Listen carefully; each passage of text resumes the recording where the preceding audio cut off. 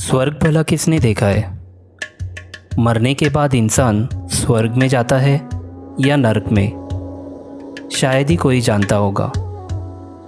लेकिन अपने जीते जी अगर आपको स्वर्ग का अनुभव लेना हो तो आपको भी केदारनाथ की यात्रा ज़िंदगी में एक बार तो ज़रूर करनी चाहिए। कहते हैं कि यहाँ आने वाली हवा भी स्वर्ग से ही आती है। शिव पुरंदरा भद्र नट युगंधरा नमन्न मन्न गौरीनाथ शर्व हज केदारनाथ तुझे केदारनाथ शून्य से भी सूक्ष्म है आकाश से अनंत है तू धर्म पूरी सृष्टि का तू आदि है तू अंत है भोलेनाथ तुझे केदारनाथ सौ जगत में है विकट एक अखंड तथ्य है कि झूठे काम लोग जब तू एकमात्र सत्य है। रुद्र शिव पुरंदरा भद्र नट युगंधरा नमन्न मन्न गौरीनाथ शर्व हज केदारनाथ भोलेनाथ नमन तुझे केदारनाथ नमन्न मन्न गौरीनाथ शर्व हज केदारनाथ।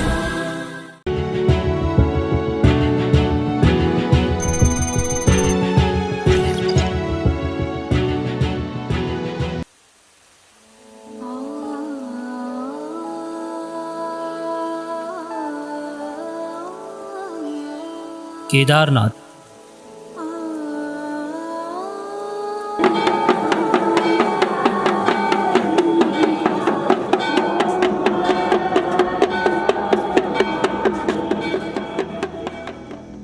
हिंदू मान्यताओं के अनुसार 12 ज्योतिर्लिंगों में से एक होने के साथ साथ 4 धाम यात्रा और पंच केदार में से केदारनाथ सबसे महत्वपूर्ण और एक प्रमुख तीर्थ स्थल माना जाता है।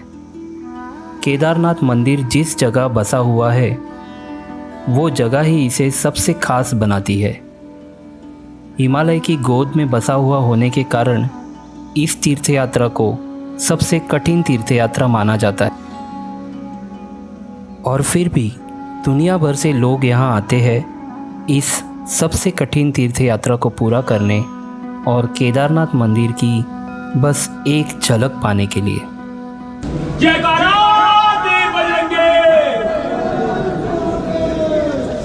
सुबह उठने के बाद सबसे पहले चाय पीने के लिए बाहर निकले। सुबह के 8 बज रहे हैं और अभी भी यहाँ का टेम्परेचर -7 में है। मंदिर की सीढ़ियों पर बैठकर बस बात कर ही रहे थे, कल रात को जो भी हुआ उस बारे में। कल सुबह जब ट्रैक शुरू किया था उस वक्त मैं बहुत ही जोश में था। पूरा ट्रैक पैदल करना चाहता था और किया भी।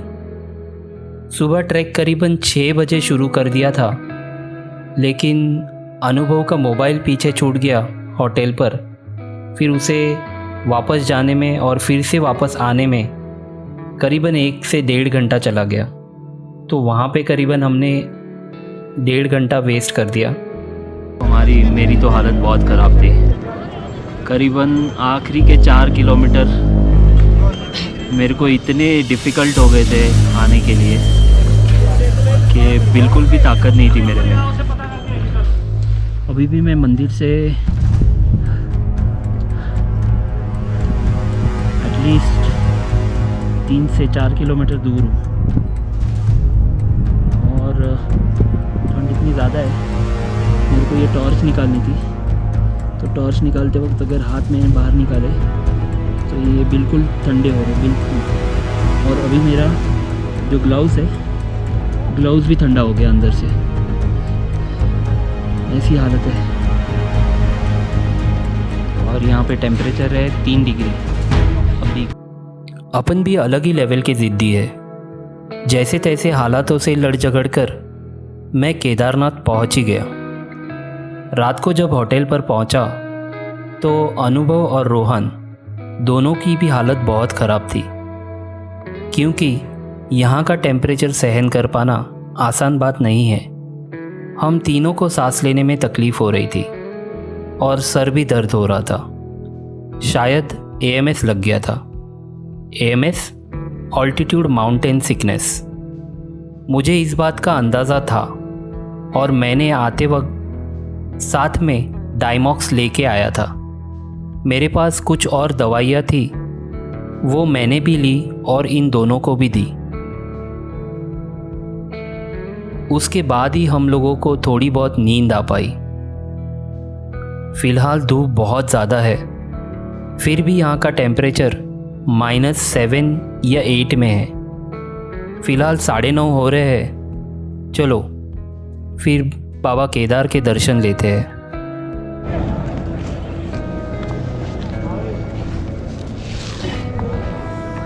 तो ये है नज़ारा यहाँ का। ये है एंट्रेंस केदारनाथ का, जो टेंपल के लिए एंट्रेंस आता है। ये टेंपल का एंट्रेंस है और यहाँ पे दोनों तरफ पूरी बर्फ़ जमी हुई थी रात को। अभी तो कम है। इस तरफ वाला पहाड़ पूरा बर्फीला है।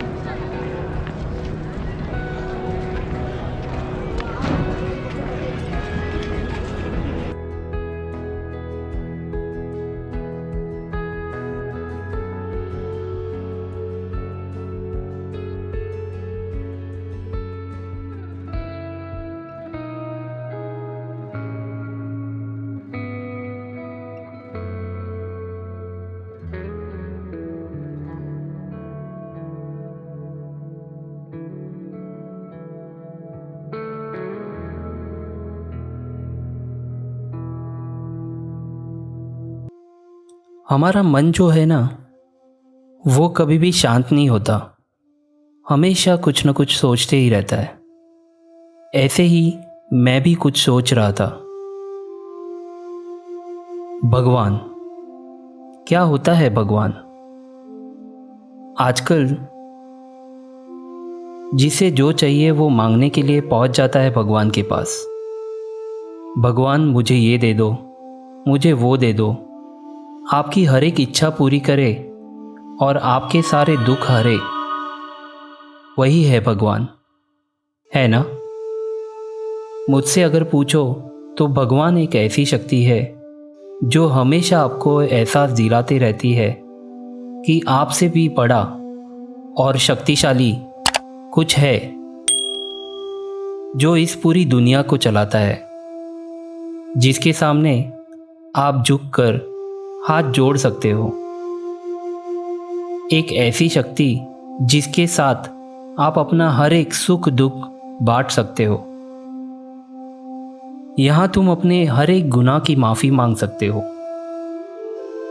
जो आप अपनी ज़िंदगी में शायद ही किसी को बता पाओ, लेकिन आप जानते हो कि आपने वो किया ज़रूर है।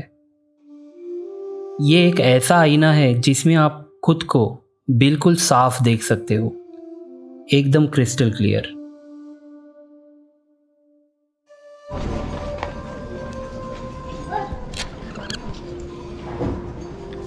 तो अभी मैं जा रहा हूँ भैरव बाबा मंदिर, जो केदारनाथ टेंपल से करीबन 10 या 15 मिनट का रास्ता है।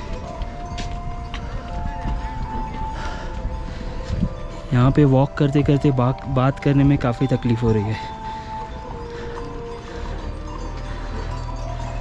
इस तरफ जो है, यहाँ पे भैरव बाबा मंदिर है ऊपर।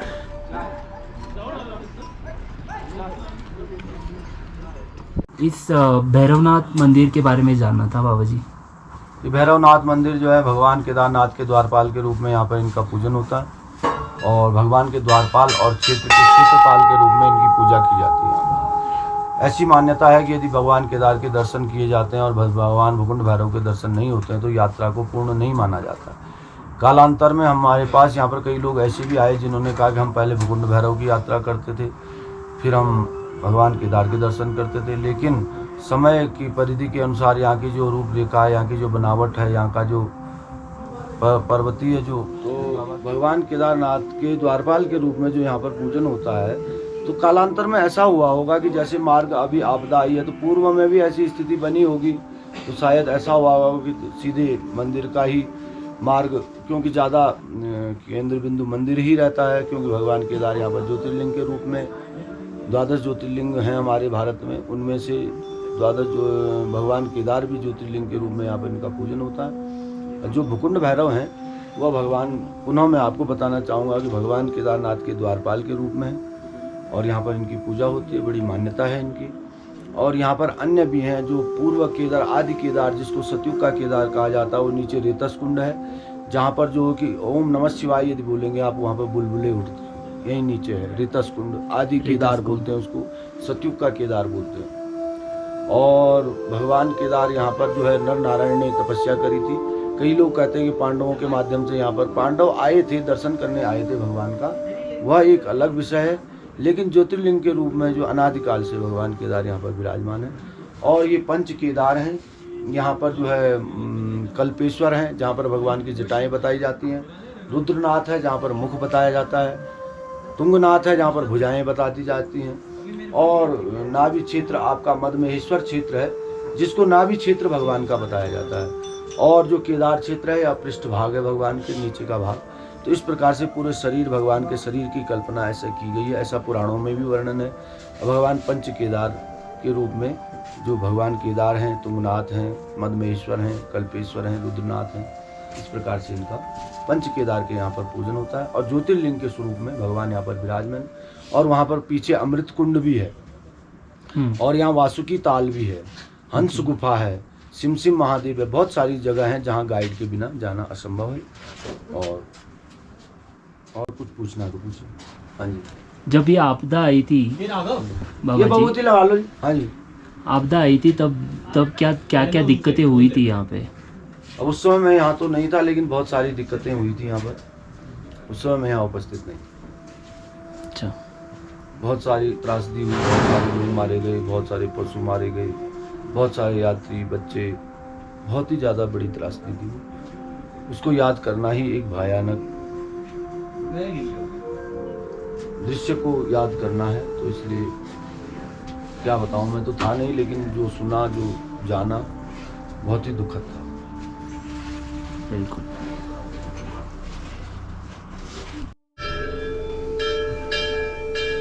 तो बाबा जी, ये जो मंदिर है 5 अलग अलग, इन मंदिरों में बताया जाता है भुजा अलग है, धड़ अलग है, शीर अलग है, और बाकी चीज़ें अलग अलग कैसे क्या हुई? यानी इसके पीछे क्या पुराणों की कथा है? ये आप केदारखंड, स्कंद पुराण में केदारखंड नामक पुस्तक है, उसमें इसका पूर्ण विवेचन मिलेगा आपको। केदारखंड नाम से केदारखंड, हाँ, केदारखंड नाम से पुस्तक है, उसमें सभी इसका पूर्ण वो मिलेगा। और यह ऐसी कल्पना की गई है कि ऐसा कि भगवान का जो हिमालय क्षेत्र है, यह हिमालय क्षेत्र ही एक मतलब एक भगवान के शरीर का एक मतलब ये सारा हिमालय क्षेत्र जो है भगवान शिव का ही स्वरूप का, ऐसी परिकल्पना की गई है।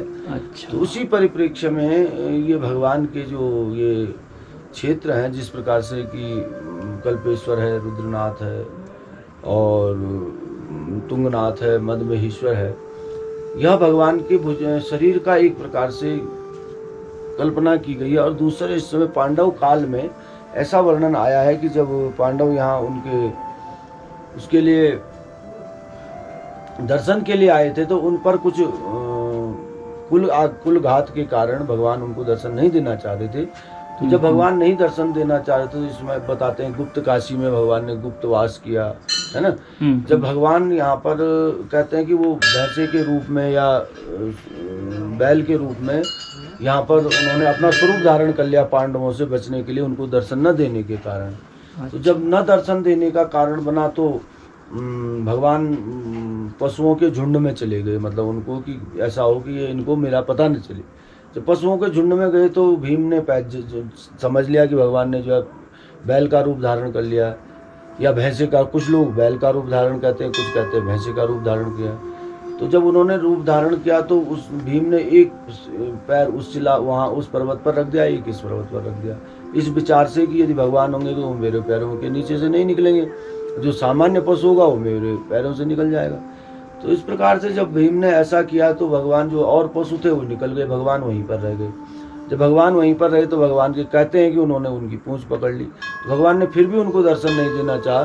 जब पूंछ पकड़ी तो पूंछ पकड़ करके इस प्रकार से भगवान का पृष्ठभाग यहाँ रह गया, नाभि क्षेत्र मधमेश्वर में चला गया, भुजाएं तुंगनाथ में और जटाएं कल्पेश्वर में, रुद्रनाथ में। इस प्रकार से मुख का उनका एक आकार बन गया। इसमें ये भी कहा जाता है कि उनका मुख सीधा पशुपतिनाथ नेपाल में भी ऐसा भी कहा जाता है कि मंदिर हैं। किंतु जब मुख क्षेत्र आपका कमल मिले मुख क्षेत्र आपका रुद्रनाथ है, जटाएं का क्षेत्र कल्पेश्वर है और भुजाओं का क्षेत्र तुंगनाथ और मधमहेश्वर नाभि क्षेत्र और पृष्ठभाग भगवान केदार का है। तो इसी प्रकार से एक तो ये आप लगा लीजिए कि हिमालय क्षेत्र भगवान का एक उनके शरीर की संरचना का ऐसा भक्तों ने वो किया। दूसरा पुराणों में भी इस प्रकार का है। तीसरा जो पांडव कालीन जो मैंने आपको बताया है वही एक इतिहास एक समझ में आता है, क्योंकि उसमें पशुपतिनाथ नेपाल को भी कई लोग कहते हैं कि नेपाल में भगवान का मुख गया तो वहाँ पशुपतिनाथ के रूप में उनका पूजन होता है, लेकिन ज्योतिर्लिंग के रूप में केदार में ही उनका पूजन होता है। और यह भी संयोग है कि भगवान इस प्रकार के भगवान का लिंग का आकार है जैसे पृष्ठभाग किसी बैल या किसी भैंस का आकार हो, इस प्रकार का उनका आकार भी है। तो यह प्रतीत भी होता है और कहीं ना कहीं पुराणों में इसका वर्णन भी है। और ज़्यादा यदि जानकारी आपको लेनी है तो केदार खंड नामक पुस्तक बहुत ही सुंदर है। जय श्री केदार, जय मुकुंद, जय उत्तराखंड।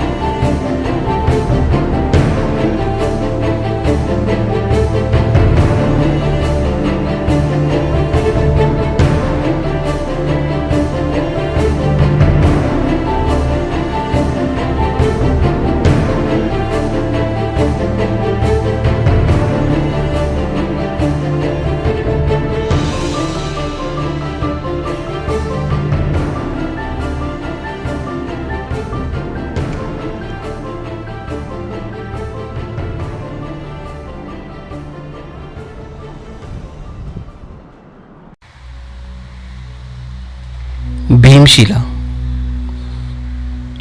एक ऐसा चमत्कार जिसे हम सबने जिया है। 2013 के उस महाप्रलय में ये भीमशिला पानी के बहाव से यहाँ बहकर आ गई थी। मंदिर के बिल्कुल बीचों बीच आकर रुक गई और इसी भीमशिला की वजह से मंदिर उस महाप्रलय से बच पाया था। लोग अब इसी भीमशिला की पूजा भी करते हैं।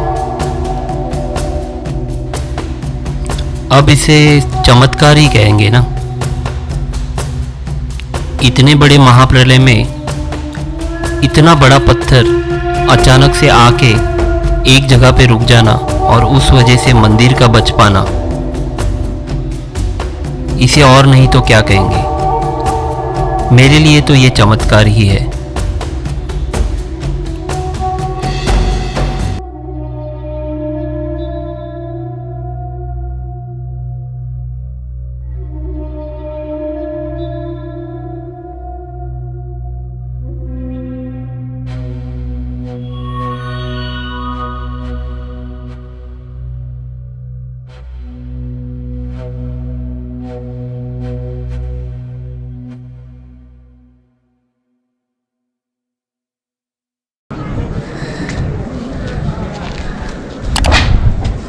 पानी जो है इस तरफ से, दोनों तरफ से आया था।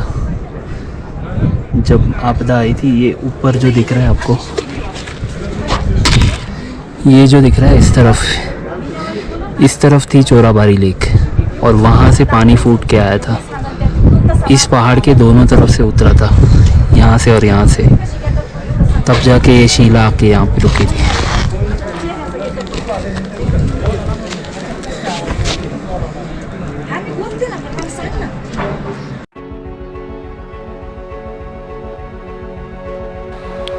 केदारनाथ धाम पहुंचने के लिए मोटरेबल रोड वैसे तो 25 किलोमीटर पहले सोनप्रयाग में ही ख़त्म हो जाता है। वहाँ से आपको ट्रैक ही करना पड़ता है। अब ट्रैक आप दो तरीके से कर सकते हो, या तो खच्चर की मदद से या तो फिर पैदल। और कुछ सबसे ज़्यादा ओवर प्रिविलेज्ड लोग इस डिस्टेंस को हेलीकॉप्टर से भी कवर कर लेते हैं, जो करीबन 10 मिनट के अंदर कवर हो जाता है। पूरे दिन भर के थकान भरे ट्रैक के बाद आता है Kedarnath.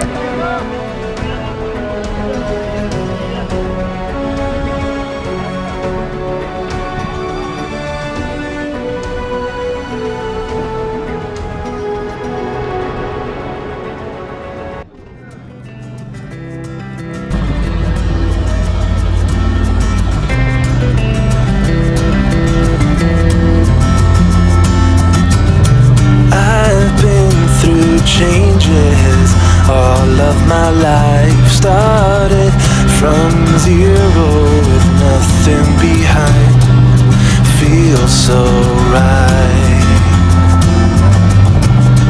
This feels so right.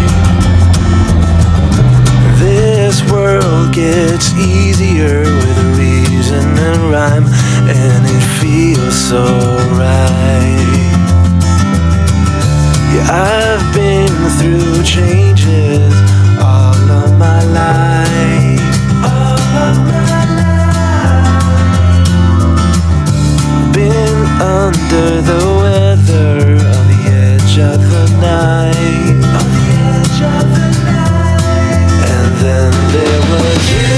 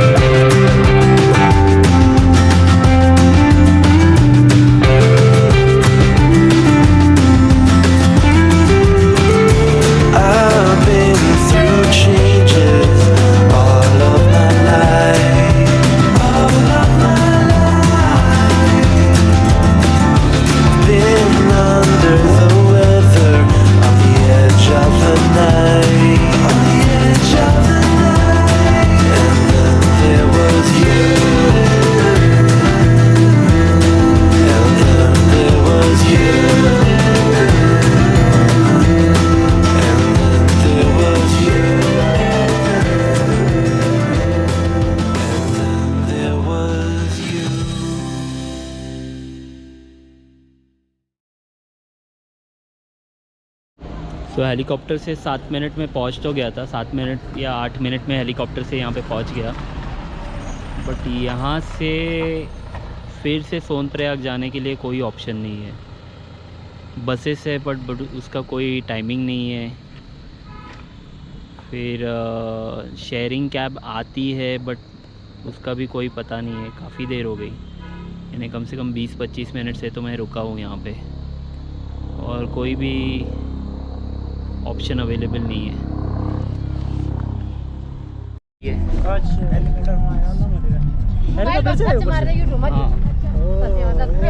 Double हो गया ना, रनिंग हो गया फिर।